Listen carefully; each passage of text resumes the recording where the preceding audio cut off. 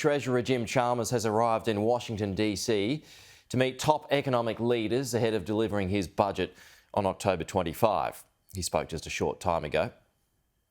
Well, you can't finalise a budget in the current conditions without understanding what's happening in the global economy, and you can't understand what's happening in the global economy without engaging with counterparts from around the world to get a proper understanding to feed into the budget. That's why I'm here in Washington D.C. for two reasons really: to take the temperature of the global economy, and secondly to feed that into our budget preparations as we put the finishing touches on the budget.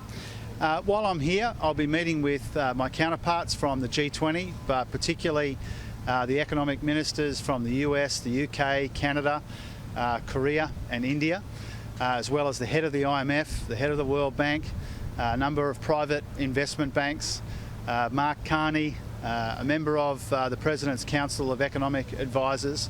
Today I met with the Finance Minister's Coalition for Climate Change Action. A whole range of important meetings here to help us take the temperature of the global economy and feed that into our budget preparations. The global economy is on the edge.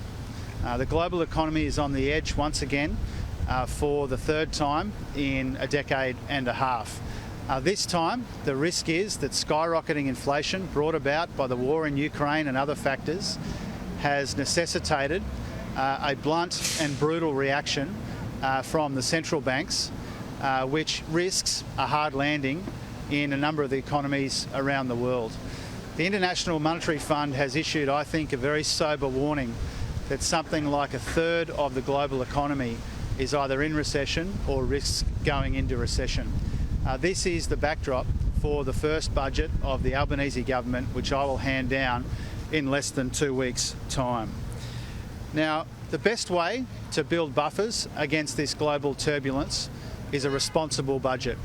The budget that I hand down will be the building blocks of a more resilient economy. The budget will be all about building our defences against this global economic turbulence. Now, since the G20 last met in July in Indonesia, the global economy has taken a turn for the worse. The global situation has deteriorated substantially since ministers last gathered. The war in Ukraine has escalated. Inflation has been higher for longer. Interest rates have been lifted right around the world. And as a consequence of all of that, the global economic situation has deteriorated. Now, Australia is in better nick than most other countries, but we need to be in better nick still. We're in better nick than a lot of other countries, but we need to be better still, and that's what the budget is going to be all about. We've got a lot of things going for us in Australia. We've got low unemployment, we've got relatively solid growth, and the world is paying us good prices for what we sell them and what we export.